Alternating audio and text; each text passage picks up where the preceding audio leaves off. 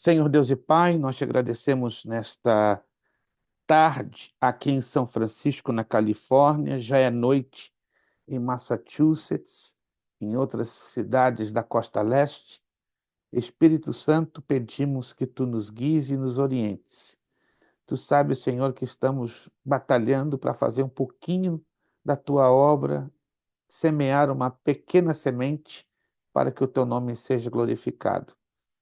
Se for da tua vontade, aqui nesta cidade de São Francisco nascerá uma escola teológica, um núcleo nosso, no mês de janeiro. Por isso que estamos aqui. Por isso pedimos humildemente que a tua vontade seja feita nas reuniões que serão feitas nos próximos dias, para que um acordo seja fechado. Quero te pedir também, em nome de Jesus, uma bênção sobre esta aula de hoje, que o Espírito possa nos guiar, nos falar, nos orientar, nos ministrar de uma forma muito, muito especial. Aqueles alunos que não puderem estar aqui, alcança-os com a tua bondade, com a tua misericórdia. E os que já estão aqui, que sejamos iluminados pelo teu Santo Espírito. Muito obrigado.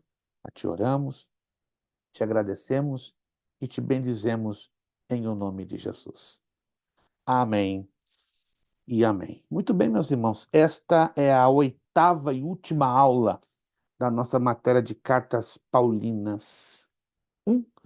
Na próxima aula, como vocês já viram, né? Infelizmente eu tenho uma consulta médica de emergência ali da minha casa em Orlando. Viajarei 3 horas a Fort Lauderdale para dar uma assistência à minha esposa, porque a situação dela, infelizmente, deu uma boa piorada.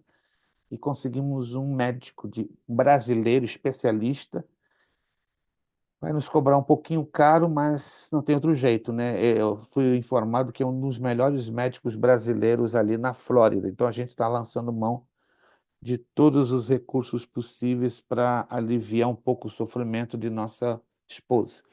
Então essa é a razão que na próxima hora eu não vou ter condições de estar aqui com vocês, né? Porque a consulta lá é 7 da noite e até que termine a consulta e eu volte já deu mais de 11 horas da noite, então vai ficar muito complicado. Então, vocês me perdoem. Aí voltamos no dia 25 com Cartas Paulinas 2, é a mesma apostila, mesmo material, não troca nada.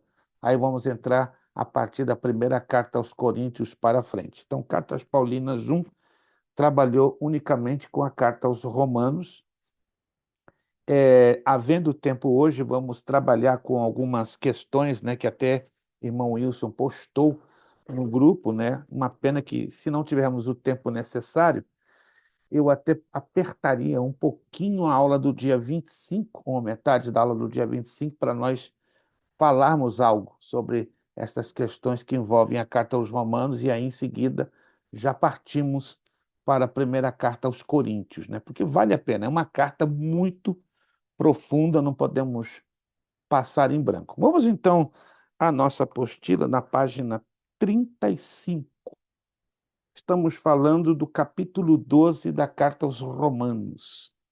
Esse capítulo 12, ele não deixa de ser um capítulo superficial, é um capítulo profundo, profundo, muito profundo. E ele está falando sobre a relação com outros cristãos, né? O amor. É muito comum nas nossas igrejas, no nosso meio evangélico, falar de amor, falar de amor, falar de amor, mas a prática do amor, ela é difícil. A prática do amor, ela exige sacrifícios. A prática do amor é algo que nos leva a renúncias. E aqui Paulo faz uma listinha, né, desta relação de amor com os outros cristãos, que envolve sinceridade, discernimento, afeto, honra, entusiasmo, paciência, generosidade, e aqui entramos na hospitalidade, né? Eu quero ler esse texto curtinho, né, que vale a pena. Romanos, capítulo 12, versículo de número 13. Romanos 12, 13 diz: Comunicai com os santos nas suas necessidades, segui a hospitalidade. Aqui nós vemos dois pontos na apostila. Literalmente persigue-a, não somente mostrando hospitalidade quando forçado a isso, mas procurando oportunidades para ser hospitaleiro, não mostrando-o para os nossos melhores amigos, mas para aqueles que nada têm para oferecer-nos em retribuição. Geralmente somos hospitaleiros com aqueles a quem conhecemos, com aqueles que temos amizade, com aqueles que temos um certo nível de intimidade. Mas a Escritura nos motiva, nos incentiva a demonstrar esta hospitalidade para aqueles que nada têm, para aqueles que não têm nada até para oferecer, certo? Isso sim que é digno e é louvável quando manifestamos esta hospitalidade. O que é ser uma pessoa hospitaleira? Não somente recebê-la, acolhê-la, protegê-la, mas também apoiá-la no que for necessário. Muitas das vezes vem na mente, né, hospitalidade envolve dinheiro, coisas materiais. Não necessariamente, né? Hospitalidade envolve também respeito, envolve honra, envolve consideração, envolve carinho, né? Envolve afetos. É um leque muito grande, não somente, repito, a questão do dinheiro ou de amparar alguém que esteja com uma necessidade. Depois, Paulo fala da boa vontade, de acordo com Romanos 12, 14. Abençoai os que vos perseguem, abençoai e não amaldiçoeis. É muito fácil, exemplo, você amar o irmão Wilson porque ele te ama. Mas se o irmão Wilson não te ama, desculpa, eu vou espirrar. Perdão, não gosto disso, mas não tem como evitar. Mas veja bem, é muito fácil amarmos, prezarmos aquelas pessoas que nos querem, nos amam, nos estimam. Vai tentar amar alguém que não te ama. Vai tentar querer alguém que te amaldiçoa, que faz a tua vida um quadradinho. Aí é difícil. E é exatamente aí que Deus quer que demonstremos o nosso amor cristão. Abençoai aqueles que vos perseguem. Vocês já viveram uma experiência de alguém perseguir você por muito, muito, muito e muito tempo, falar mal de você e perseguir você? Se alguém nunca viveu essa experiência, eu já vivi dezenas, e não é exagero, dezenas. É horrível. Você sente mal, sua autoestima vai lá para baixo e a coisa fica mais grave quando se trata de alguém próximo de nós na igreja. E até mesmo quando é o nosso líder e nosso pastor. Eu já vivi um pouco recentemente uma experiência, e não vou entrar aqui em detalhes por respeito e ética, mas creio que o irmão Wilson, que está aqui conosco, né, porque estávamos numa mesma igreja, e ele se lembra em luxo de detalhes. Repito, por respeito e ética, não vou entrar em detalhes, mas eu e o irmão Wilson já nos congregamos um tempo atrás numa determinada igreja em Boston e tivemos uma experiência um pouco quente, um pouco de alta voltagem, posso dizer assim, que nos ensinou muito a, Excepcional. exato, a amar, né? A orar por aqueles que falavam mal da gente, que nos perseguiam, que nos mal entendiam. Então foi uma experiência bem dura, bem difícil, né? Não sei, talvez para o irmão Wilson foi a primeira, mas para mim foi não vou exagerar não, meus irmãos, a 45ª. Nesse nível Porque foi a eu, primeira, pastor. para o senhor foi a primeira, para mim foi a 45ª. Mas nunca a gente se acostuma. Pode passar 20, 30, 45 vezes, a gente sempre sente a dor, porque vindo de alguém que se diz irmão e amigo dói muito mais do que alguém que está lá fora e não tem temor de Deus. Boa noite, irmã Eni, a paz do Senhor, irmão Sandro, Deus os abençoe.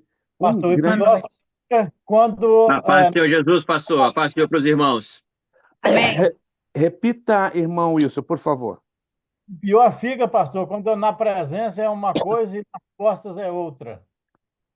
Isso dói bastante, dói bastante. Claro que aqui a gente não vai entrar em detalhes, mas só estou usando uma ilustração, né, para vocês saberem que é nestas horas que somos, vou usar a expressão, obrigados a aprender a amar aquele que nos perseguem, né? E temos que abençoá-los e nunca amaldiçoá-los, né? Porque se arrependem, glória a Deus. Deus pode ter misericórdia deles e ajudá-los, mas se não se arrependem, é um outro assunto, não é da nossa alçada, não é na nossa responsabilidade. A nossa parte nós temos que fazer, né? Abençoar e orar por eles. Boa vontade, um jogo com a palavra perseguir. A mesma palavra está no original como praticar no versículo 13, né? Interessante. Temos que responder aos nossos inimigos com o bem, não revidar o mal que eles costumam fazer a nós. Simpatia. Existem palavras parecidas que são diferentes. Uma pessoa simpática, uma pessoa antipática e uma pessoa apática, entende? Mas aqui a Bíblia nos ajuda a entender a necessidade de sermos simpáticos. Romanos 12:15 nos ensina: alegrai-vos com os que se alegram e chorai com os que choram.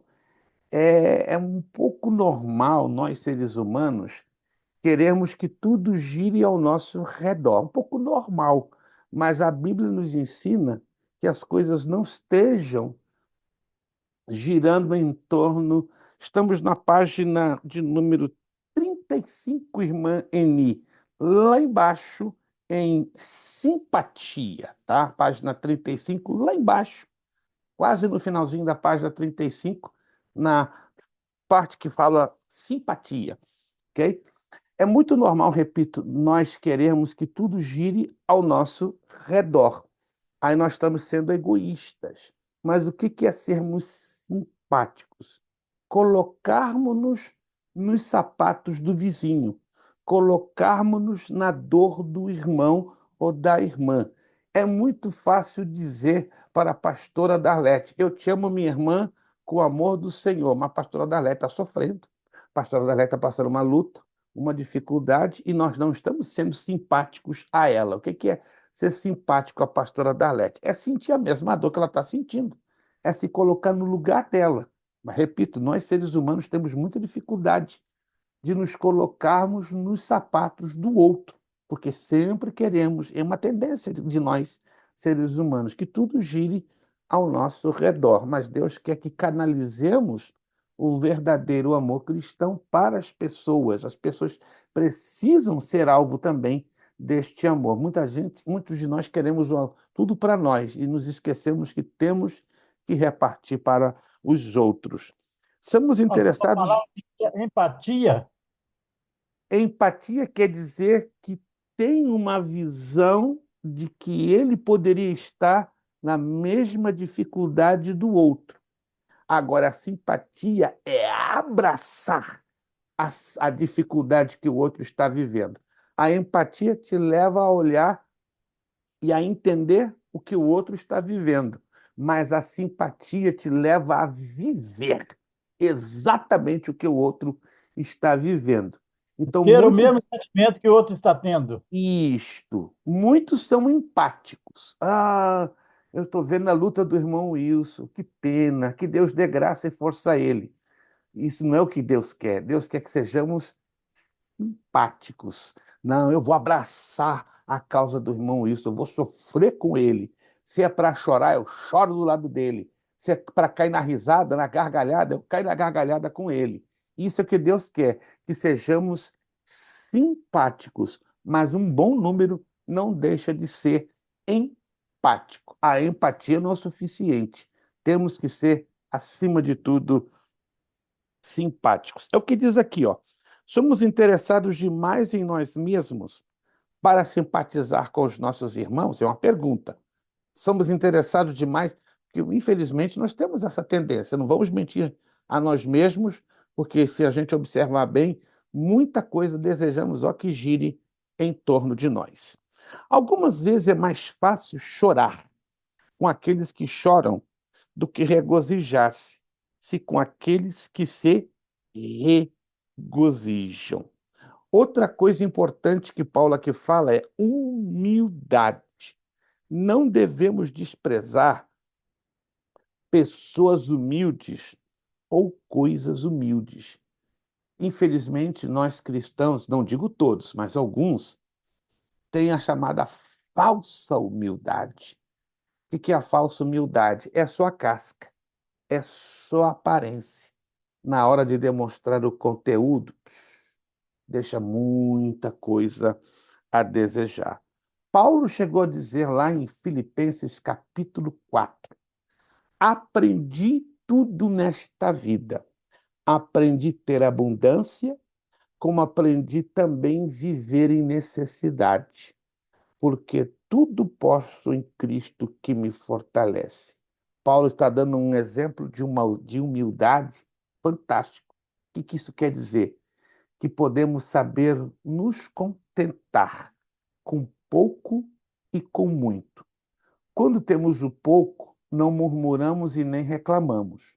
Como temos muito, não esbanjamos e não esnobamos aos demais, querendo nos colocar melhor do que os outros. O orgulho é um pecado que é difícil de detectar. Você vai descobrir lá na frente, depois de passado muito tempo. Ah, aquele irmãozinho é muito humilde. Será de fato que ele é humilde? Ou ele está se escondendo atrás de uma capa, de uma máscara de falsa humildade? Que o Senhor Deus nos ajude a viver a verdadeira humildade que a sua palavra nos orienta. Aí vamos agora a 3 perguntinhas. Meu Deus, se você não souber responder essas 3 perguntinhas, vai ser complicado. Vamos lá. De que maneira os cristãos devem amar os irmãos? Eu já falei aqui. E agora é pouco. Como Deus nos amou, E, com é, sinceridade. e que mais? Sem hipocrisia e sem fingimento. Perfeito, sem hipocrisia e sem fingimento. Vão escrevendo aí, porque daqui que nós vamos tirar o questionáriozinho, tá? Até o irmão Kleber perguntou se a gente consideraria isso para Cartas Paulinas 2. Não, Cartas Paulinas 2 é outro assunto. E a gente vai fazer a prova com uma combinação das questões de Cartas Paulinas 1 e das questõezinhas que nós vamos trabalhar também dentro do transcurso do desenvolvimento da matéria de Cartas Paulinas 2. Número 2, a pergunta número 2. Quais coisas devemos fazer para nossos irmãos? Quais coisas? Acabamos de Uma falar. das coisas é honrar os nossos irmãos. Uma das coisas é honrar os nossos irmãos. Repito, uma das coisas é honrar os nossos irmãos. E tem algo mais também que poderíamos acrescentar? Ser Chorar com os que generoso. choram, alegrar com Chorar, os que se alegram, exato, chorar com os que choram, alegrar com os abraçar a que... causa deles, né? Ter simpatia, né, por eles. Exato. Ô, pastora Darlete, agora ficou bonito, né? Ter simpatia, não empatia, né? É, Sermos empáticos é fácil demais. Até um gato é empático com a gente. Agora, simpático é outra situação. É é. dizer aquilo que os evangélicos criaram um jargão interessante. Eu não sou muito simpático com esse jargão, não, porque eu fico meio preocupado. Qual é o jargão? Tamo junto, É. Estamos juntos. Será? Não estou duvidando que alguns estejam de fato juntos, mas isso se tornou até um pouco Tem dois leviano. problemas nesse jargão, pastor. Fala comigo, meu irmão. Qual é o No caso, problema? o segundo seria para nós, é porque ele é de boca para fora, na grande maioria, né? Ou seja, com um tom uma dose de falsidade. Mas, em primeiro lugar, que é um jargão lá do mundo. E é, e é. Tem esse problema, tem esse problema. Então nós temos que ter cuidado para nós não sermos influenciados por jargões do mundo que não tem sentido prático, só da boca para fora. Mas Porque vamos se nós trabalhar. vermos, se nós formos vermos assim, não é estamos juntos, é Uhum. estamos juntos. Já é um palavreado bem vulgar, um Ex- palavreado. Exato, exato, exato. E temos que ter cuidado para nós não nos assemelharmos com coisas ditadas pelo mundo, mas procurar nos esforçar a ter semelhanças com as escrituras sagradas, com o que a escritura nos ensina. Número Agora, 3. agora, Sim. quando fala tão junto até a volta de Jesus, já é outra. Aí Já, muda, aí, já, aí Mas aí muda colocou tudo. Jesus no meio, né? Aí ficou bonito. Colocou Jesus na história, aí, ó, aí ficou bonito, fechou. fechou com tudo. Não tenho o que dizer ao contrário. Pergunta número 3. Quais são as atitudes que devemos ter referentes aos irmãos? Aqui são várias, podemos separar aqui 3, pelo menos. Ser pacientes, Sermos pacientes, que mais? Generoso, generoso, Generoso, ajudar os Sermos, irmãos necessitados com boa vontade, né? hospitaleiro, sermos generosos, que mais? hospitaleiro. Sim. Sermos hospitaleiros. Então, temos aqui para escolher, entende? É. Mas, geralmente, vamos separar 3 respostas, que já é mais do que o suficiente. Então, essas 3 perguntinhas foram facilmente superadas sem nenhuma dificuldade. Agora, como é que fica a relação com os não cristãos, né? Nós falamos a relação com os cristãos. E como é que fica a relação com os não cristãos? A Bíblia nos dá alguma orientação específica em como se relacionar ou nos relacionarmos aos não cristãos? Sim. É o que nós vamos fazer agora, lendo a Carta aos Romanos, capítulo 12, verso 17 ao 21. Carta aos Romanos, capítulo 12, do verso 17 ao versículo de número 21. Comportamento honroso, não procurar vingança, devemos superar o mal com o mal. Vamos ler então lá, Romanos 12, 17 e 21. A ninguém torneis mal por mal, procurai as coisas honestas perante todos os homens. Se for possível, quando estiver em vós, tende paz com todos os homens. Não vingueis a vós mesmos, amados, mas dai lugar à ira, porque está escrito: minha vingança eu recompensarei, diz o Senhor. Portanto, se o teu inimigo tiver fome, dá-lhe de comer. Se tiver sede, dá-lhe de beber, porque fazendo isto, amontoarás brasas de fogo sobre a sua cabeça. Não te deixes vencer do mal, mas vence o mal com o bem. Uau! Tem cristão que lê esse texto e fica preocupado. Por quê? Porque sente que é uma grande dificuldade para cumprir na prática essas orientações bíblicas. Começamos pelo comportamento honroso. Precisamos planejar de antemão para fazer aquilo que é respeitável. Não é suficiente fazer o que é direito. Não é suficiente precisamos nos conduzir da forma que não deixa dúvidas sobre a nossa integridade. Outra coisa importante, não procurar vingança. Que vontade de me vingar do irmão evangelista Jonatas. Isso aqui é um exemplo. Eu não tenho nada para me vingar do meu irmão. Mas que vontade que eu tenho de torcer o pé daquele homem. Que vontade eu tenho de dar o troco para ele. Você pensa que não tem obreiros que têm esse tipo de comportamento às escondidas e começam a fazer até mesmo oração contrária. Mas a Bíblia diz: não importa o mal que façam contra mim ou contra você, não podemos procurar a vingança. A Bíblia nos proíbe.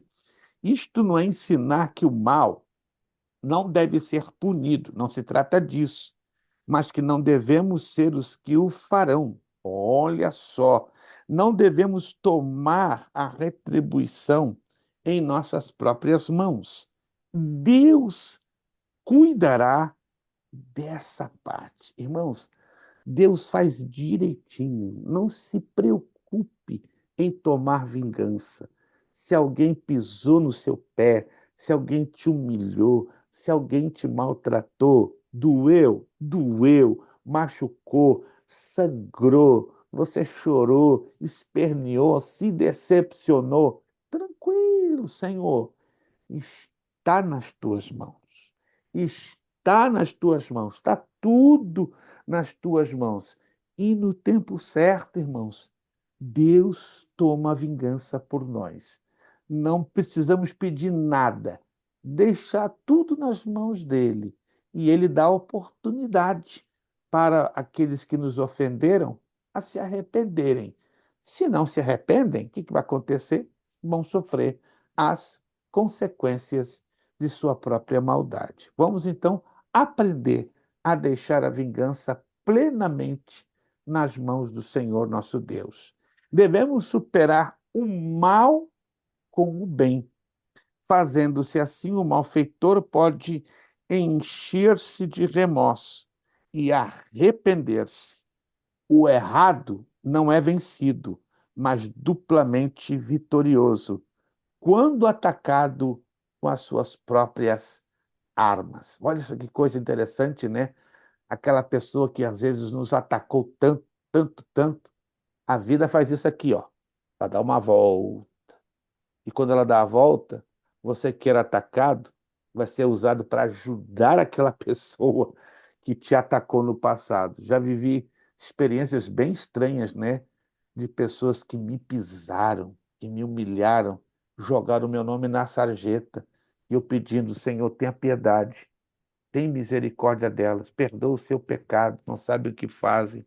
Me dá uma oportunidade, quem sabe, de um dia abençoá-las. Irmãos, você pode ou não acreditar, passa a vida, passam 10, passam 15, passam 20 anos, a vida faz isso aqui, ó.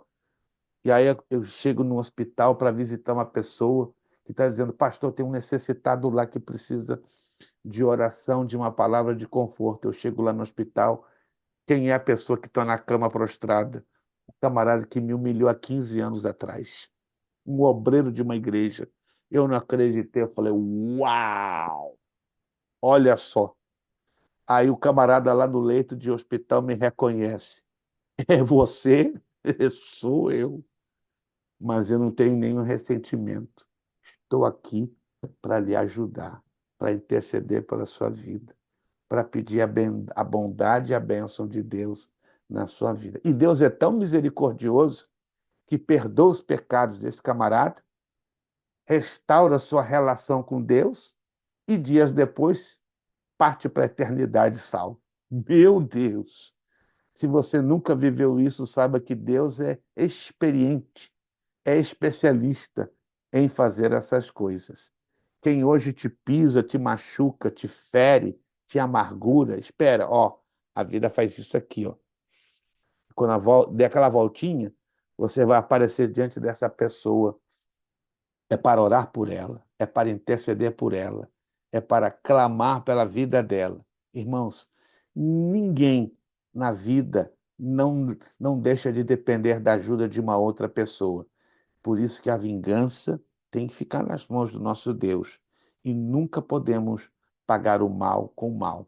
Tem que ser o mal com o bem. Perguntas. Temos duas perguntinhas aqui. Duas, só duas. Fácil. Você vai fazer aquele gol, né?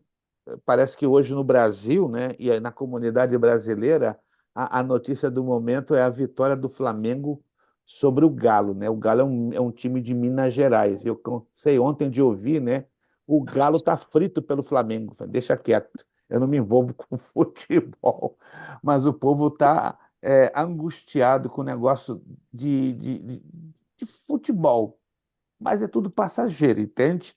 Mas não vamos assim generalizar as coisas, certo? Vamos observar que a vida ela é muito curta, ela precisa ser muito bem administrada, e aqui nós estamos estudando matemática, que infelizmente é pouco ensinado nas igrejas, né? O exercício do amor de Deus. Como devemos tratar os nossos inimigos? Primeira pergunta. Não procurar a vingança, praticar o perdão, respeitar e ser cordial, estabelecer limites saudáveis, cultivar bons valores e atitudes positivas. Falou, irmão Wilson Fernandes. Ou seja, com misericórdia. Exatamente. Tudo se resume com essa palavra. Com misericórdia. Sem ressentimento, rancor ou sentimento de vingança. E falando em vingança, como a pergunta 2. Que não há no futebol, né, pastor? Que não há no futebol. Deixa quieto, irmão, que é complicado. Meu Deus, se a gente começa a falar desse assunto aqui, a gente vai acabar brigando, né? E é a coisa que a gente não pode fazer. Meu Deus. Como é que o Senhor vê a vingança? Como é que o Senhor vê a vingança? Vamos lá. É a pergunta 2. Alguém está com áudio aberto e está vazando um som na telinha. Se puder fazer a bondade, isto. Muito obrigado. Como é que o Senhor vê a vingança, irmãos? Deus gosta da vingança? Deus é amante da vingança? Que nós nos vinguemos à luz da Bíblia? Como é que o Senhor vê a vingança? A palavra fala que a vingança pertence ao Senhor, A né? vingança Perdão. pertence a Ele, E é unicamente. Ele quem retribuirá, né? Isto, nós não temos nenhum direito, nenhuma autorização para retribuirmos a ninguém. É Ele que retribui. Tem uma outra relação que é complicada, mas a Bíblia, até nisso, a Bíblia se preocupa. Relação com o governo. Eu me preocupo, irmãos cristãos, que murmuram contra os governos estabelecidos. Mas, pastor, olha aquele camarada à frente do governo. É um desastre, é isso, e começa a xingar. Quieto. Seja ele fazendo bem, seja ele fazendo mal, olha o que diz a Escritura.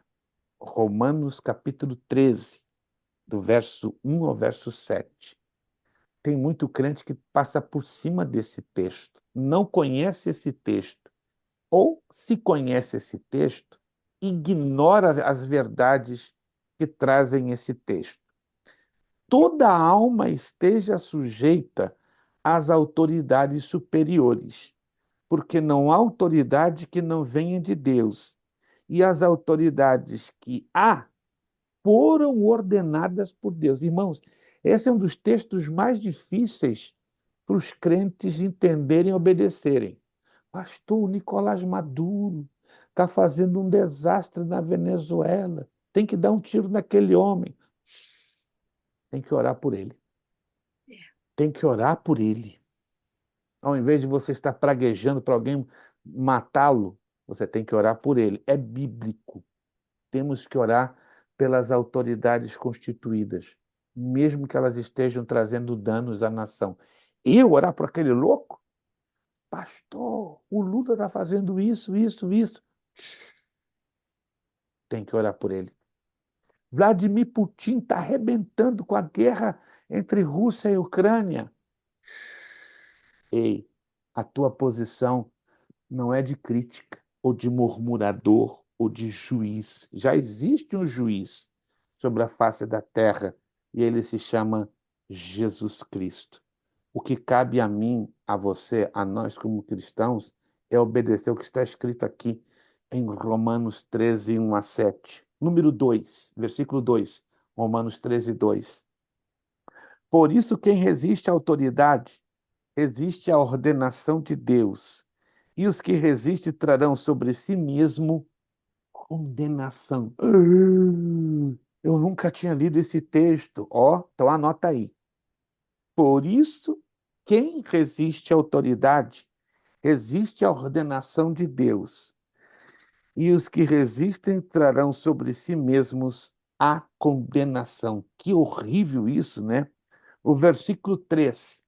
Porque os magistrados não são terror para as boas obras, mas para as más. Queres tu, pois, não temer a autoridade? Faze o bem e serás louvor dela, porque ela é ministro de Deus para o teu bem.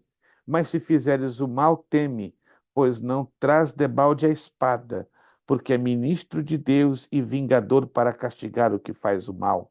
Portanto, é necessário que lhe estejais sujeitos, não somente pelo castigo, mas também pela consciência.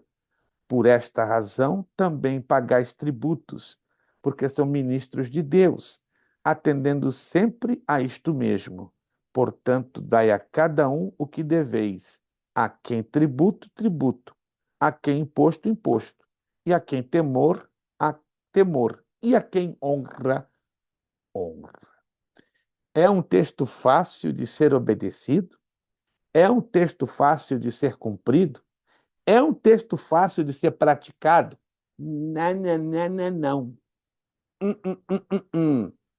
E tem crente e pastor que de púlpito admite: igreja, isso aqui é difícil demais de se viver, de se experimentar. É uma escolha? Temos que clamar a Deus graça e misericórdia para cumprirmos o que está escrito aqui. E entre nós, irmãos, o que está escrito aqui é um negócio difícil. Pastor Luiz, Sim. assim, eu até vejo que o reconhecer a dificuldade de praticar é um bom sinal. Porque se eu reconheço que é difícil, eu não Uhum. vou, eu vou lidar com aquilo ali sempre com cautela. Agora, se eu Exatamente. acho que aquilo, não, isso aqui é fácil para mim, eu sempre vou tropeçar naquilo. Né? E Irmão, quando eu sei que é difícil, né, porque o meu pastor mesmo citou vários governantes aí que se fosse olhar na carne, a gente ia lá e pegava um por um com a própria mão. Mas não é assim que nós, não. cristãos, devemos fazer, que devemos agir. Então, assim, o reconhecer a dificuldade do texto, para nós como cristãos, é um bom sinal, um bom começo, porque Com nós certeza. vamos procurar trabalhar em cima daquilo ali, ao invés de simplesmente deixar de lado e achar que somos maiores que essa palavra.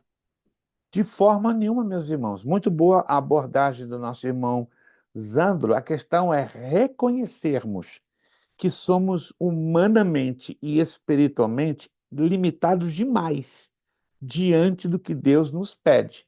Mas se Ele nos pede, é porque Ele nos vai dar a graça suficiente para, em cima do nosso esforço e do nosso reconhecimento, lutarmos para cumprir. Sozinhos, na nossa força, no nosso muque, a gente nunca vai conseguir. Mas nos humilhando debaixo da poderosa mão de Deus, conseguiremos no poderoso nome de Jesus. Função do governo, está aqui na apostila. Ordenado por Deus, não apoia a anarquia. Um ministro de Deus para castigar o mal. O governo é um dos modos pelo qual Deus tira a vingança que devemos deixar para ele. O governo é encarregado de uma responsabilidade que é especificamente proibida ao cristão. O governo empunhando a espada por indicação de Deus prova que a pena capital é justa, castiga o mal e abençoa o bem. A responsabilidade do cristão para com o governo. Muita atenção aqui, ó. Obedecer às leis, porque Deus ordenou o governo. temos a obrigação moral de obedecer. Veja também primeira carta de Pedro, capítulo 2, versículo 13 a 17. O castigo acontece com aquele que desobedece, pagar impostos e alfândega, respeitar e honrar. Lamentavelmente, eu falo com muito pesar e tristeza. Eu conheço centenas de servos de Deus aqui nos Estados Unidos que dizem até com certo orgulho e boca cheia: eu não pago impostos ao governo dos Estados Unidos. Como é que é? Repete para eu ouvir de novo. Eu não vou perder tempo em pagar impostos ao governo dos Estados Unidos. Mas tem aí um problemão. Primeiro, isso é uma violação contra a palavra de Deus. Segundo, se o indivíduo é ilegal, uma das coisas que vai complicar a vida desse indivíduo na sua futura legalização é o fato que ele é um sonegador de impostos. E isto é um crime capital diante da nação americana. Em particular, estamos falando dos Estados Unidos. Terceiro, Deus tem dado a esse indivíduo condições para trabalhar, tirar do trabalho o seu ganha-pão, e desta maneira ele está o quê? Roubando ao governo. Então, irmãos, é uma atitude incoerente, é uma atitude louca um cristão dizer: não pago impostos ao governo dos Estados Unidos. Jesus mesmo ensinou: dai a César do que é de César e dai a Deus do que é de Deus. Então, isso chama-se respeito e honra ao governo. Falo com tristeza, conheço centenas de cristãos, incluindo líderes, pastores, que insistem: não pago, não pago. Mas a Bíblia diz: tudo que o homem semeia aqui, ele colhe lá na frente. É a lei da semeadora. Que Deus nos ajude a semear bem, para colhermos bem, nunca transgredindo a palavra de Deus. Temos aqui 5 perguntinhas, e são todas muito fáceis. Número 1. Qual é a relação de Deus e o governo? As autoridades, elas são ordenadas por Deus, né? As autoridades são ordenadas por Deus. E entenda isso aqui: mesmo que este presidente, este governo, esteja fazendo mal para o povo, Deus o colocou lá. Como é que é? Deus colocou aquele sem vergonha, aquele canalha, acredite ou não. Ele colocou. E não cabe a mim questionar isto. Cabe a mim e a você orarmos e pedirmos misericórdia. Misericórdia. Não demos... É natural que através do voto popular se manifeste o desejo do povo, mas nem sempre o desejo do povo é de fato a vontade de Deus. Então tudo tem que ser muito bem avaliado. E mesmo quem esteja lá no governo seja alguém que esteja fazendo mal, nosso dever como cristão não é criticá-lo, jogar pedras, senão orarmos por ele. Pergunta 2. Quais são os motivos dados neste trecho para obedecer o governo? Quais são os motivos dados neste trecho para obedecermos o governo? Quem desobedece ao governo, desobedece a Deus, né? Quem desobedece a Deus, desobedece ao governo, desacata a autoridade. Mesmo que o governante seja injusto, mesmo que o governante esteja danificando ou trazendo prejuízos à nação, sim. Dá para entender isso? Não. Temos que obedecer o que está escrito sem questionarmos. Número 3. Pergunta 3. Qual é o propósito do governo? Qual é o propósito do governo? Tem um propósito. E nós estudamos já falamos sobre isso. Criar as leis e manter a ordem. Repita, por favor. Criar as leis e manter a ordem. Criar as leis e manter a ordem. mesmo que as leis pareçam injustas. Lá na frente, Deus tem uma tendência para reverter. Querem um exemplo claríssimo de leis que iam entrar em funcionamento aqui nos Estados Unidos e Deus usou uma situação para revertê-las? Vamos ver se você consegue se lembrar. Uma delas, que era a liberação da maconha a título recreativo em vários estados da América e a liberalização total e completa do aborto. Como o presidente Trump se reelegeu, somente 7 estados dos 50 entraram nesta roda viva estranha, que é uma agenda dos democratas.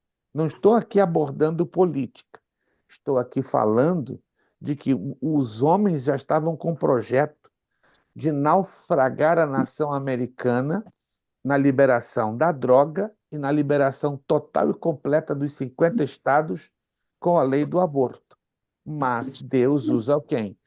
A quem chamam de louco, desvairado, o senhor Donald Trump, para se reeleger e, desta maneira, fechou toda e qualquer possibilidade da liberalização do aborto a nível nacional e como também o uso da droga recreativa. Em outras palavras, irmãos, Deus tem o controle de todas as coisas. A gente pensa que está tudo fora do lugar, que está tudo descontrolado. Engano nosso. Deus ainda está no trono e continuará para todos sempre. Pergunta 4. O que o cristão deve ao governo? Respeito, Obediência e tributo. missão. Exato. Deve a sua obediência e pagar os seus impostos. Deve obediência, ou seja, obedecer e pagar os seus impostos. Pergunta número 5 é o desafio adicional. Deus quer que o governo execute a pena de morte ou não? Essa perguntinha é pesada. Eu vou responder dentro da pergunta, pastor. A pergunta diz assim: Deus quer? Então eu vou responder aí. Não. Entretanto, olha só, não é uma O contradição. governo pratica? É Aí uma tá, coisa. aí tá. Pratica. Por isso que eu falei. Eu vou responder dentro da pergunta. Deus quer? Não. Na Ele vontade, pratica. Deus. mas na vontade soberana, na verdade, Deus não quer. Vamos parar aqui para analisar isso friamente. Na vontade soberana, que ela é perfeita, Deus não quer. Mas lá no Antigo Testamento você vai aprender, nós vamos aprender algo fantástico. Olho por olho, dente por dente. Essa é a lei de Talião. Essa lei prevalecia em todo o Antigo Testamento. O homem que matar pela espada também terá que ser morto. Já leram isso lá no Antigo Testamento? No antigo. No Antigo, mas no Novo mudou tudo, tudo. Então, o judeu até o dia de hoje, ele está debaixo da lei. Eu e vocês, nós, não estamos mais debaixo da lei. Por isso que eu frisei, chamei a atenção. Na vontade soberana, que é a perfeita e agradável de Deus, ele não quer a pena de morte como o divórcio. É outro exemplo. Deus quer, Deus aprova o divórcio? Não, sob hipótese nenhuma. Mas está lá em Mateus capítulo 19. Moisés deu à nação a carta de divórcio, por qual razão? A Por dureza causa do da dureza. coração. Exato. Então nós temos que entender que existem os atos soberanos de Deus e os atos permissivos de Deus. E isso dá um nó cego da nossa cabeça. É como querendo dizer, peraí, Deus aprova algumas coisas, mas reprova outras? Ou Deus está mudando de ideia para lá e para cá? Não, não se trata de mudança de ideia. Se trata de uma coisa chamada concessão ou permissividade. Entenda isso aqui. Deus tem duas vontades. a soberana e a permissiva. A vontade soberana é uma linha reta. A vontade permissiva dá voltas. As duas vontades vão chegar no mesmo objetivo? Sem dúvida nenhuma. Só que a soberana é uma reta. Ela vai chegar num objetivo já marcado por Deus. A permissiva vai chegar também, só que ela vai fazer uma voltinha aqui, uma voltinha ali, e nestas voltas serão gerados o quê? Sofrimentos e prejuízos por causa da dureza do coração do homem. A Bíblia nos mostra exemplos de homens de Deus que viveram anos e anos das suas vidas debaixo da vontade permissiva. Ou seja, Deus traçou uma linha reta para eles, mas eles, na sua dureza de mente, dureza de coração, não quiseram se sujeitar plenamente à vontade soberana. Quer um exemplo? Jacó. A vida de Jacó, se você traçar um gráfico, é uns altos e baixos, altos e baixos, altos e baixos. Impressionante. Deus queria abençoar e usar Jacó, sem dúvida nenhuma, mas Deus permitiu uma série de fracassos, uma série de altos e baixos, mas em nenhum daqueles altos e baixos Deus deixou de ser glorificado. Deus deixou de alcançar os seus objetivos. Em momento nenhum Deus deixou, olha que interessante, de cumprir os seus propósitos, não é? Lá no livro de Jó, capítulo 42, creio que vocês já conhecem, né? Muito interessante, eu vou só relembrar esse texto do capítulo 42 do livro do patriarca Jó. Salmo não, perdão. Jó capítulo 42, Jó capítulo 42, versículo 2. Bem sei eu que tudo podes, e nenhum dos teus pensamentos pode ser impedido. Tem uma outra tradução que diz: bem sei que tudo pode, e nenhum dos teus propósitos podem ser frustrados. O que Deus determinou, ele vai cumprir, seja através da vontade soberana, seja através da vontade permissiva. Ele vai cumprir. Melhor é estarmos na soberana, porque vai doer bem menos, muito menos. Agora, se você e eu não queremos nos sujeitar à vontade soberana, aguenta. Vai vir paulada, vai vir sofrimento, vai vir sangramento, vai vir choro, vai vir o que você não quer viver. Mas Deus vai ser glorificado no meio da sua dor de cabeça, no meio da sua cabeça dura, na sua obstinação, no meio da sua rebeldia. Deus sempre, sempre, sempre, sempre continuará sendo glorificado. Então, essa é a resposta dentro da pergunta 5. Deus não quer a pena de morte, como Deus não quer também o divórcio, mas ele usa, não é, as leis e os governos para executar algo que é contrário aos seus princípios, porém, devido à dureza de coração e da mente dos seres humanos, Deus permite com que os governos tenham esse tipo de atitude. Irmão Wilson. Assim, pode ir, irmão Pastor, Wilson. diante da execução da pena de morte, nós, como cristãos, não podemos nos regozijar em nada. Em nada, com certeza, com certeza, com certeza. Ainda que, infelizmente, é uma consequência brutal, é um resultado brutal pela violação de uma lei transgredida.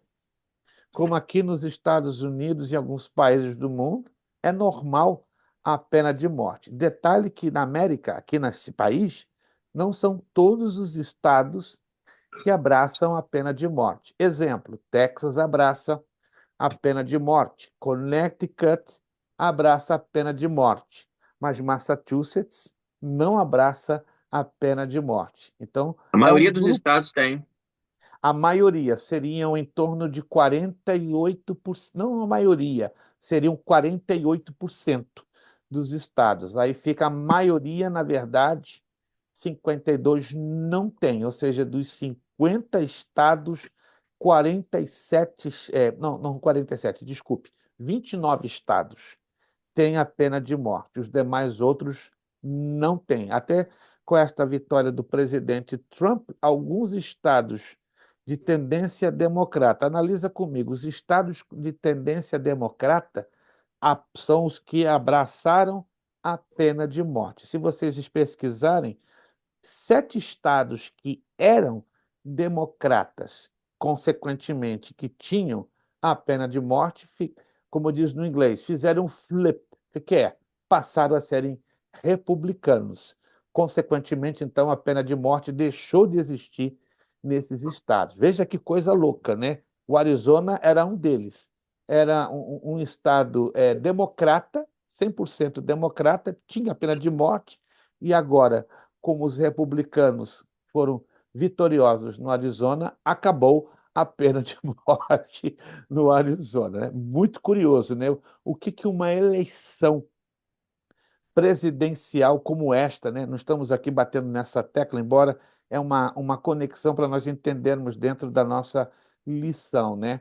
Como é que Deus permitiu um homem ganhar tanto poder nas mãos? Se não me engano, ele é o primeiro presidente da história americana desde Abraham Lincoln em 1860, que ganhou no voto popular, que ganhou no voto do colégio eleitoral, que ganhou o poder máximo no Senado e na Câmara dos Deputados. Irmãos, esse homem tem muito poder nas mãos, mas temos que orar muito por ele, para que não tentem matá-lo pela quarta vez. Porque já tentaram 3 vezes, né? E que Deus tenha misericórdia, né? Ele vai consertar a nação? Não, mas vai evitar o pior pelo menos por 4 anos, porque a nação já está quebrada. Mas ele vai evitar o pior pelo menos por 4 anos. E depois de 4 anos, o que que vai acontecer? Então tá Só na glória. assim esperamos, de coração, irmão Jandro, porque vai estar feia a coisa. Saindo o Mas voltando presidente. aqui na pergunta de número 5, pastor, porque a Sim, Bíblia nos ensina o seguinte, que nós devemos, assim como nós fomos perdoados, nós devemos fazer o quê? exercendo o Matar? perdão. Não, de forma nenhuma. Exercer o perdão. Um exemplo disso é, há uns 30 e poucos anos atrás, no interior do Espírito Santo, um, um, um jovem matou uma filha de um pastor. Ouvi E, falar, eu me lembro desse episódio, eu me lembro. exatamente, Foi, eu conheço, foi, conheço foi, esse, foi perto dos anos 83, 85, mais ou menos, me lembro. mais ou menos isso. O jovem matou a filha do pastor, foi preso e aceitou a Jesus. Exatamente, Quem- e exatamente. quem que faz o batismo dele? Uf. Olha a volta da vida, olha a volta da vida. O pai da jovem que ele matou. Ou Meu seja, Deus. né? Ele estava ali com aquele jovem ali tá dentro d'água, né? O que ele exerceu? O Ele perdão. exerceu o perdão, E que né? Ele perdão, exerceu e a misericórdia, que perdão, meu Deus. né? Humanamente faríamos isso? De jeito nenhum. De jeito nenhum. Humanamente não, mas sendo cristãos temos que fazê-lo. E é pela graça de Deus. Ó, sozinhos nenhum de nós conseguimos isso. Deixa bem claro. Sozinhos na nossa força, na nossa vontade, ó, esqueça-se, não vai, nunca vamos conseguir fazer isso. É só na graça de Deus. Temos que estar muito cheios do amor de Deus. Aí alguém vai dizer aí, oh meu Deus, então falta muito para eu chegar a esse nível de amor? Olha, começando de mim. Falta muito. Estou correndo atrás disso há 54 anos. Se você Tô na conseguiu, fila. Eu se tô você na fila. conseguiu, parabéns. Eu ainda estou correndo atrás há 54 anos e não estou conseguindo. Mas Deus sabe que eu estou me esforçando para chegar lá. Que Deus tenha misericórdia. Se o irmão Sandro está na fila, eu nem consegui ver a fila ainda. Ele está no privilégio, ele está no lucro. Gente, tô falando sério. Se o irmão Sandro está na fila, eu nem consigo enxergar a fila ainda. Entendeu? Talvez o irmão Wilson já viu a fila. Aí que me ajude, irmão Wilson, para eu enxergar a fila com o irmão, porque ela está longe demais. Eu não estou conseguindo enxergar o tamanho dessa fila. Vamos virar a página. Amor. o cumprimento da lei. Meu Deus, o negócio agora está apertando, gente. Essa liçãozinha aqui tá apertada. Meu Deus, estou até suando aqui onde eu estou hospedado. Meu Deus. Romanos capítulo 13. Meu Salvador. Que pena que isso não é ensinado nos cultos de doutrina. Está aí uma temática boníssima para ser ministrada em série nos cultos de doutrina, mas eu nunca ouvi, irmãos, não estou mentindo, não, não estou exagerando. Eu nunca vi ninguém ensinar em nenhuma igreja nos últimos 50 anos, nos cultos de doutrina, essa temática da carta de Paulo aos Romanos, e sobretudo o capítulo 12 e o capítulo 13, que são os mais quentes desta carta. Olha só o que diz Romanos 13, 8 a 10. A ninguém devais coisa alguma, a não ser o amor com que vos ameis uns aos outros, porque quem ama aos outros cumpriu a lei. Uh, Quem ama aos outros cumpriu a lei. Versículo 9. Com efeito, não adulterarás, não matarás, não furtarás, não darás falso testemunho, não cobiçarás. E se algum outro mandamento, tudo nesta palavra se resume: amarás ao teu próximo como a ti mesmo. Versículo 10. O amor não faz mal ao próximo, de sorte que o cumprimento da lei é o amor. É fácil amar? Não. Como Deus ordena e manda? Não. É muito difícil. Nada deva nada além do amor. Devemos pagar as nossas dívidas. Devemos ser cuidadosos em fazer dívidas para que possamos pagá-las. É claro que em casos excepcionais, extraordinários, vão surgir situações que saem do nosso controle. Que situações são essas? Perda de trabalho, perda de produtividade, falência repentina. Isso são situações que não estão no nosso controle, nem na nossa vontade, nem no nosso planejamento. Eu conheço dezenas de pessoas que se endividaram neste país por terem perdido seus trabalhos, por terem perdido os seus postos de trabalho, por terem perdido produtividade, não é? Vamos ser sinceros, vivemos numa época muito incerta, muito economicamente falando e socialmente instável. Nenhum de nós temos garantias nesta vida. Hoje, graças a Deus, você e nós temos a nossa fonte de trabalho. Mas quem pode garantir que esta fonte de trabalho amanhã já vai desaparecer? Que isso, pastor? Está repreendido. Eu também repreendo.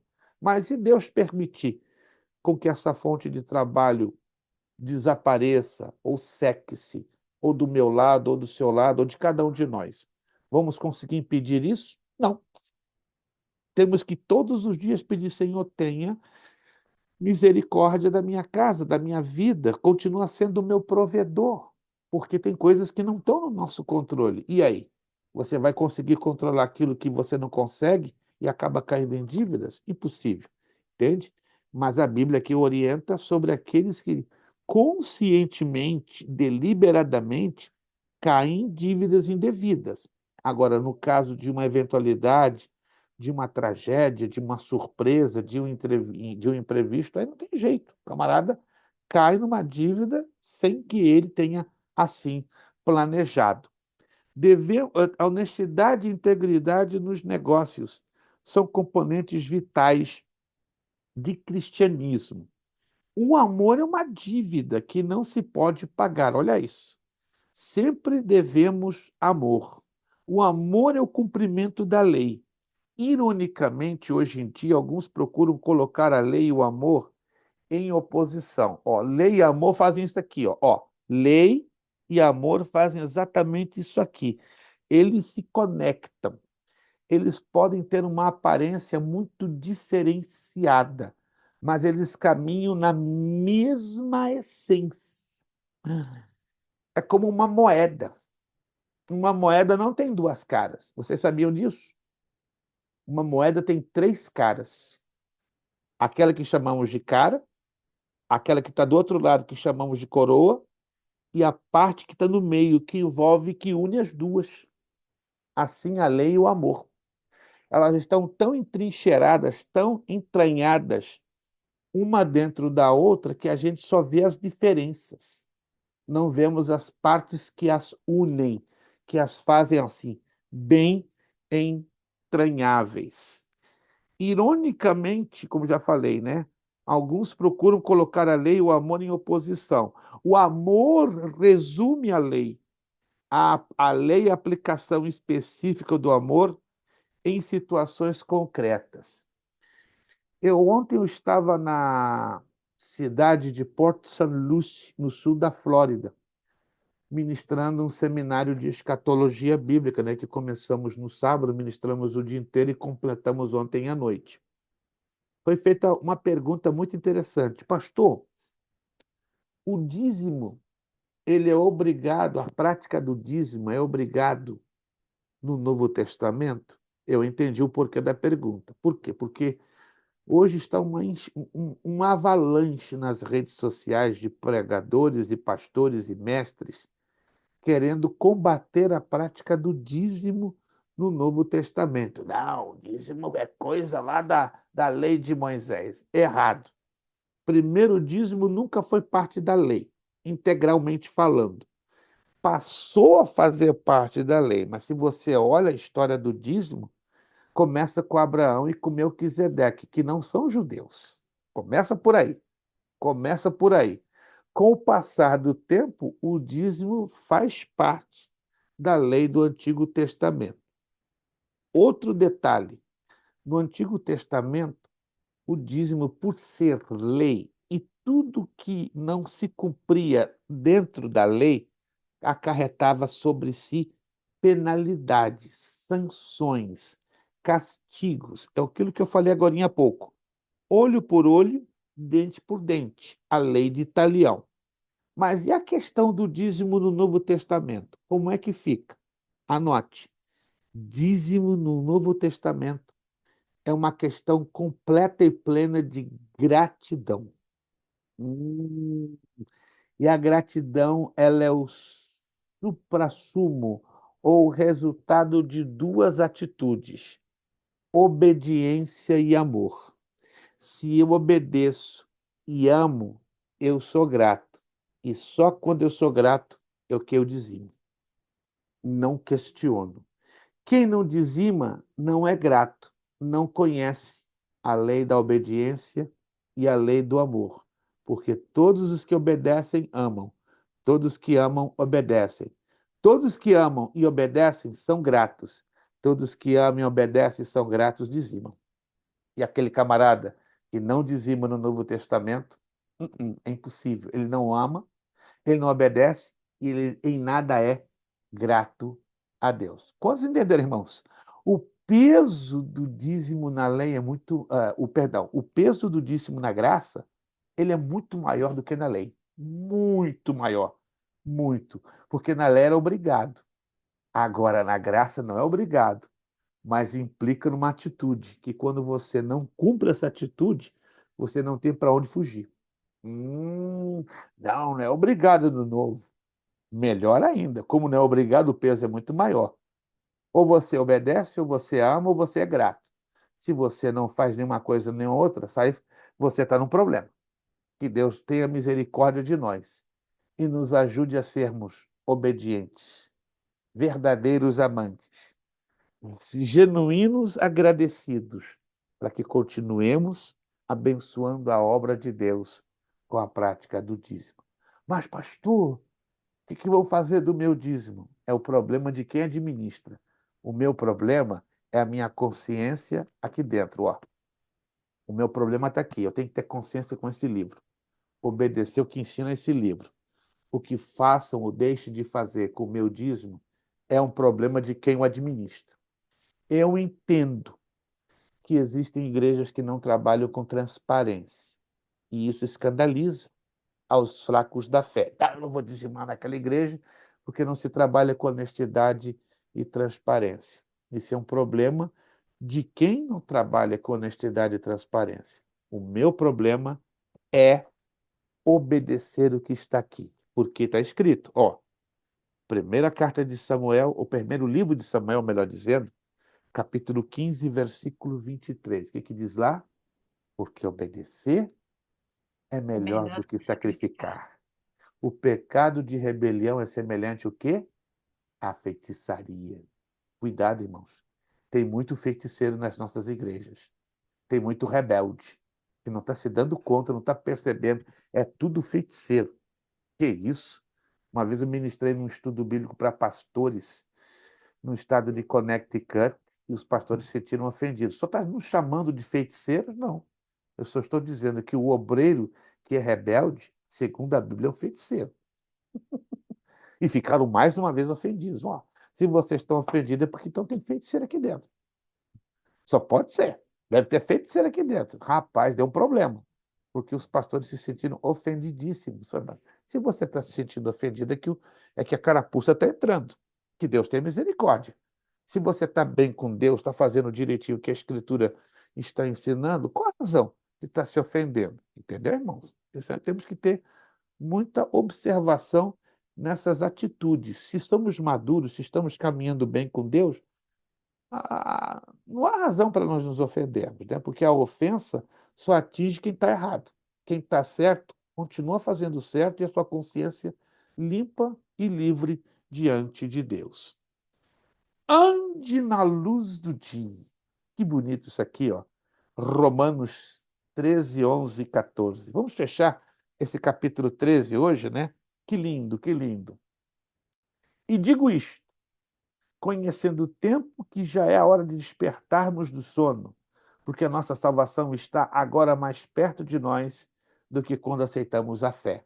Aí Jesus está às portas. Jesus está voltando. Paulo aqui parece que lança uma visão escatológica, né? Uma visão dos últimos dias, né? E estamos vivendo essa visão. E estamos na linha reta do final de todas as coisas. Uma pena que muitos ainda não estão observando, não estão se dando conta. A noite é passada, está aqui no versículo 12, e o dia é chegado. Rejeitemos, pois, as obras das trevas e vistamo-nos das armas da luz. Versículo 13.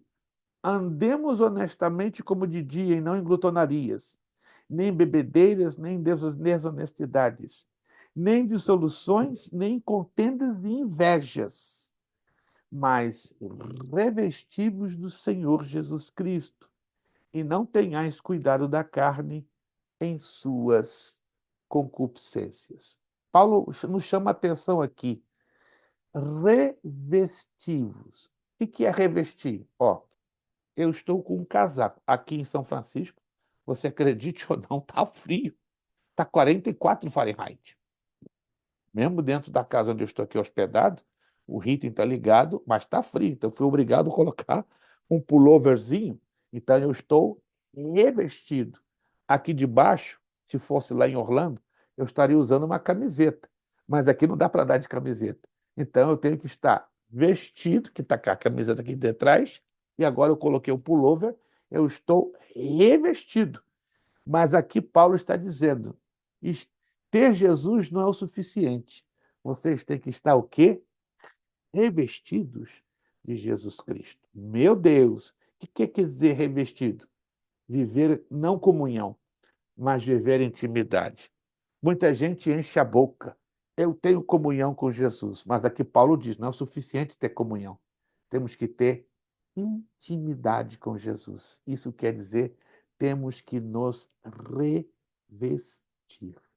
Que o Senhor Deus nos ajude, que o Senhor nos dê graça para definitivamente nos revestirmos do Senhor Jesus Cristo. Contraste entre dia e noite, como nos ensina aqui, primeira carta aos Tessalonicenses 5:4-8 e primeira carta de João 2:7-11. A noite representa o pecado, o mal, o mundo, sob o poder do mal. Está aqui na nossa apostila. O dia representa a verdade, a justiça e o reino de Deus. Vivemos em duas épocas. O reino de Deus já foi inaugurado, mas muitos continuam a viver nas trevas. imperativos, quer dizer, coisas que devem ser feitas já, não para ontem, é para agora. Desperte-se, é urgente. Estamos vivendo na era final. O evento decisivo, divisor de águas da história, foi a morte e a ressurreição de Cristo. Esta era não importa quanto dure, é um epílogo, é uma finalização. Ponha de lado as obras das trevas, pecados associados com a bebida, pecados de sensualidade, pecados de discórdia. É interessante que estes estejam listados aqui, porque frequentemente a discórdia e o ciúme não nos parecem tão sérios como a embriaguez e a imoralidade sexual. Olha que coisa estranha, né? Nós aprendemos a medir o tamanho dos nossos pecados.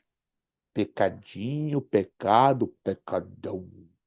Mas aos olhos de Deus tem o mesmo tamanho, o mesmo teor e a mesma medida. É claro que tem pecados mais abomináveis do que os outros.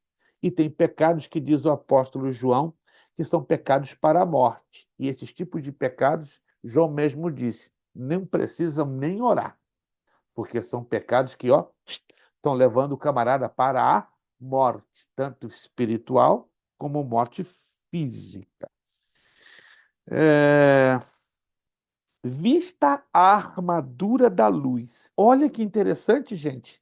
Efésios capítulo 6 fala da armadura de Deus, mas Romanos fala da armadura da luz. E revista-se de Jesus Cristo. Não se disponha para a carne. O que quer dizer a palavra carne? Anote aí. A nossa natureza pecaminosa, a nossa inclinação para errar, a nossa inclinação para fracassar, a nossa implicação para escorregar.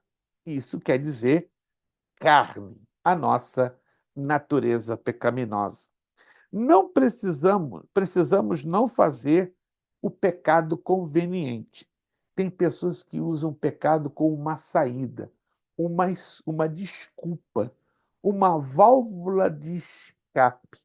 Pecado não é uma desculpa, não é uma saída, não é uma válvula de escape. Pecado é uma consequência direta da nossa natureza caída de parte de Adão. Não devemos planejar para pecar. Isso é perigoso. Tem gente que planeja o pecado. Que Deus tenha misericórdia de nós. Se continuarmos pecando, infelizmente continuaremos, que não seja o pecado planejado, mas é aquele pecado que, ó, espontaneamente sai, porque isto domina a nossa natureza humana, ainda que a gente se esforça, pede, Senhor, não me deixa pecar, não me deixa falar mal do meu irmão, não me deixa sentir bronca, ódio, ressentimento, não me deixa. Mas no final da história você acaba tendo bronca, você acaba falando mal do teu irmão, você acaba dando uma pernada nele, você acaba xingando ele, nem que seja pelas costas, mas que Deus tenha de nós misericórdia, que Ele tenha misericórdia. Irmãos, se tem uma oração que eu faço todo dia que não me faz melhor do que ninguém, nem pior, é essa. Deus, muito obrigado, abra os meus olhos, mas eu te imploro, tenha de mim misericórdia, homem pecador, porque eu preciso vencer este dia o inimigo mais sério que me confronta diariamente. E este inimigo não é o mundo, não é Satanás. O pior inimigo que eu, Luiz Prestes, tenho que confrontar todos os dias se chama Luiz Prestes. O maior inimigo do irmão Wilson Fernandes não é o diabo e nem o mundo, chama-se Wilson Fernandes. O maior inimigo da pastora Darlete não é o diabo e nem o mundo, é a pastora Darlete. Meu Deus, nós somos o pior inimigo a combatê-lo diariamente. E observe, irmão, se nós não agarrarmos com Jesus, este inimigo aqui, ele é tão poderoso que ele pode nos jogar por terra e a gente não conseguir mais se levantar. Mas que Deus tenha de nós misericórdia e diariamente nos ajude com a sua graça a vencermos a nós mesmos. Ou seja, a vitória está em não dar a ele o quê? A oportunidade, ao nosso eu, a oportunidade. Quando damos oportunidade ao nosso eu, está tudo arrebentado do nosso lado. 4 perguntinhas, para fechar. Vamos terminar hoje um pouquinho mais cedo. De quais maneiras Paulo frisa a importância do mandamento de amar uns aos outros? De quais maneiras, desculpe, no plural, de quais maneiras Paulo frisa a importância de amar uns aos outros?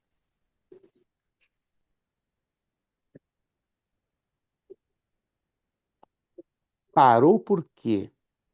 Por que parou? Rapaz, às vezes eu vejo vocês embaladíssimos, né? Descendo a ladeira com força. Mas tem momentos que vocês param no meio da ladeira, aí eu fico perguntando, será que a ladeira está reta ou está jogando para o lado de trás? Eu estou vendo uma ladeira assim, ó. Vocês descem numa empolgação e quando param, aí eu me preocupo. Como é que está essa ladeira agora? Parou tudo? Não pode parar. Pastor, Fale. nós não devemos dever o amor, né? Pois o amor, ele é o cumprimento da lei. Pois não devemos o amor. O amor é o cumprimento da lei. Se você deve ao irmão Zandro $2.000, ele até pode negociar com você em 12 suaves prestações. Mas se você deve o amor, é inegociável, porque já se trata não de uma exigência do irmão Zandro, mas uma exigência do próprio Deus. Quando é Deus que exige, não tente negociar com Deus. Você está perdendo tempo. Então, não devo um amor a ninguém. Devo até $2.000, $4.000. Aí você pode negociar. Mas com Deus ninguém negocia o amor. Número 2. De que forma a nossa salvação está mais perto? Fácil, acabamos de falar isso com muita propriedade. De que forma a nossa salvação está mais perto?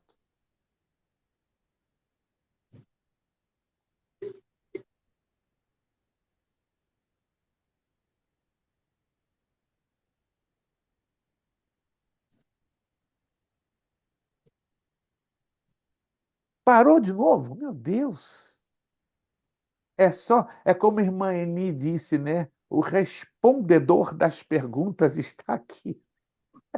Pastor Quando Paulo fala que nós estamos na reta final, que o divisor, o apóstolo Paulo nos ensina que estamos no fim de todas as coisas.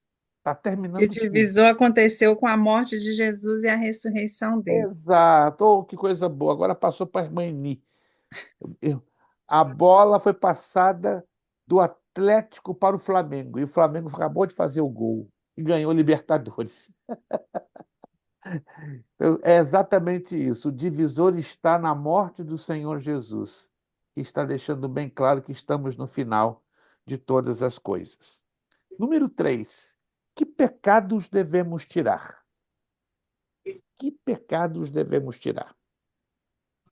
Pecados associados com bebida, sensualidade, discórdia, ciúmes, imoralidade sexual. Uma lei, Versículo, versículo 13, né? Todinho.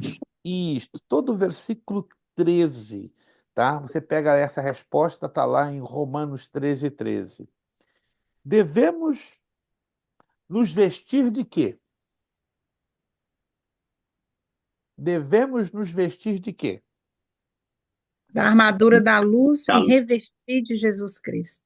Devemos nos vestir da armadura da luz e nos revestir de Jesus Cristo.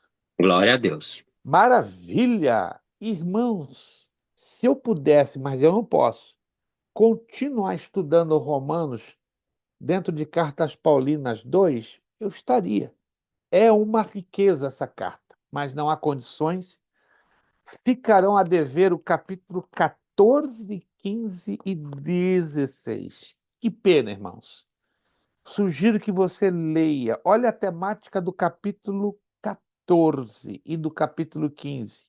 O fraco e o forte. O crente forte e o crente fraco. Meu Deus! No capítulo 15, versículo 14 ao 16, 27, temos os comentários finais. Perdão. Como é lindo essa lição 13 sobre a finalização da carta aos Romanos.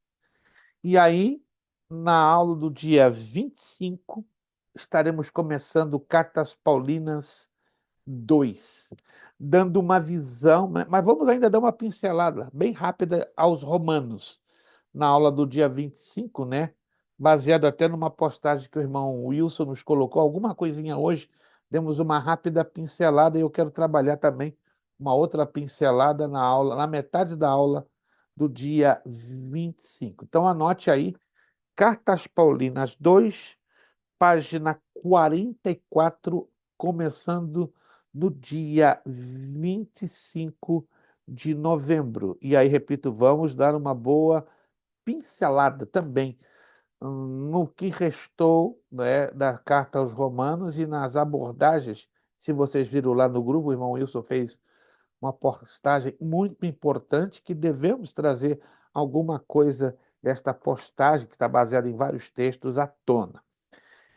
Cartas Paulinas 2, então, nós vamos ter uma visão de todas as demais cartas, começando de primeira carta aos Coríntios, e depois bem rápido, porque teremos 8 aulas que vamos, ó, começar a visualizar um pouquinho de cada uma do restante, né, das cartas de Paulo, as cartas aos Coríntios, as cartas aos Tessalonicenses, a carta aos Colossenses, Efésios, Filemão. É uma riqueza indescritível. Aí entra também a carta aos Filipenses, as cartas a Timóteo, a carta a Tito. É lindo, é lindo, é lindo. Mas eu volto a repetir, é uma pena que nas nossas igrejas, eu sei que algumas igrejas o fazem, mas a maioria não estão fazendo um estudo sistemático, direto, detalhado das cartas do apóstolo Paulo. É uma necessidade? É. Mas quando uma igreja não entra na profundidade desta temática, ela fica deixando bastante a desejar. O Espírito Santo nos ministrou alguma coisa nesta noite, através da sua palavra? Eu tenho certeza que sim. Que Deus nos falou algo, que Deus nos ministrou algo. Muito obrigado por você hoje estar conosco. Deus abençoe. Quero também antecipadamente agradecer a compreensão que todos estarão tendo na a ausência nossa da próxima aula. Estejam orando, por favor, por nós, por minha esposa. Repito, ela está passando um momento um pouquinho difícil, com muitas dores mesmo, e nós estamos fazendo o que podemos, né? E vamos ao encontro de um médico a 3 horas lá de nossa casa em Orlando, em Fort Lauderdale. Vamos ver. Nós cremos que Deus também pode usar os médicos. Se Deus não quiser curar minha esposa, pode usar os médicos ou ele faça como ele quer. Mas a nossa parte temos que fazer. Bom, vamos orar ao Senhor nosso Deus, agradecendo. Obrigado, irmão Wilson, evangelista Jonatas, irmão Zandro, irmã Eni, irmã Darlete. Hoje tivemos a falta ou a ausência do nosso irmão Kleber, que avisou. Nossa irmã Mary, eu desconheço, ela deve ter tido algum tipo de problema de última hora que ficou impedida até mesmo de avisar, mas que Deus possa abençoar os nossos irmãos, dar-lhes vitória nas dificuldades e nas lutas que têm tido. Vamos pedir nosso irmão Zandro, ele vai abrir o seu áudio e vai nos estar agradecendo a aula de hoje. Muito obrigado a todos vocês, Deus os abençoe. Na aula do dia 25, eu já vou dar para vocês as perguntinhas que vocês já vão separá-las para estudá-las. Porque nós vamos fazer, então, uma combinação da prova de um pedacinho das perguntas de Cartas Paulinas 1 e do que nós vamos estudar em Cartas Paulinas 2. Aí vai ser uma prova de 12 questões. 12 questões. Irmão Zandro, orando e agradecendo ao Senhor nosso Deus. Pai do Senhor para os irmãos. Glorioso Deus, Pai Celestial, graças nós te damos, ó Pai amado, por mais este momento que passamos na Tua presença, Senhor Deus, aprendendo um pouquinho mais da Tua palavra. Senhor Aleluia. Deus, em nome de Jesus, eu elevo, Pai amado, a minha voz até o Teu altar agora, te agradecendo pela vida do Teu servo, Senhor Deus, Pastor Luiz, que tem, Senhor Deus, se empenhado nessa árdua tarefa de nos ensinar, Senhor Deus. Continua usando o Teu Filho poderosamente, Senhor Deus. Continua, Senhor Deus, instruindo o Teu Filho, dando capacidade, Senhor Deus, física, espiritual, cada dia mais, ó Pai. Eu te louvo também, te agradeço por cada um dos alunos aqui, Senhor Deus, por cada família representada, Senhor Deus, que o teu nome venha a ser glorificado através das nossas vidas, ó Pai, nas nossas igrejas locais. Eu te louvo e te agradeço por tudo, inclusive, principalmente pela tua misericórdia, Senhor Deus, nas nossas vidas. Em nome de Jesus, amém, Senhor. Amém, Jesus. Amém. Amém. Nosso lema para fechar tudo: seriedade, Seriedade, compromisso, compromisso, disciplina. disciplina, Seriedade, seriedade, compromisso, compromisso, disciplina. disciplina, Seriedade, seriedade, compromisso, compromisso, disciplina. disciplina. É necessário que ele cresça É necessário que ele cresça e que eu diminua. e que eu diminua. É necessário que ele cresça É necessário que ele cresça e que eu diminua.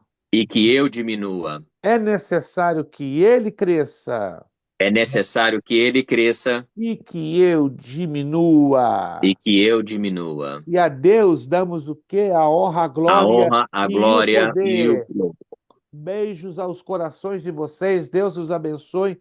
Ótimo final de segunda-feira. Nos vemos amanhã? Não. Segunda, dia 25. Segunda, dia 25, estamos aqui agarradinhos. Dia 18 não estaremos pelas circunstâncias que apresentamos. Estaremos orando uns pelos outros. Vocês por nós e nós por vocês. Muito obrigado. Bom descanso. A paz do Senhor a todos. Muito obrigado.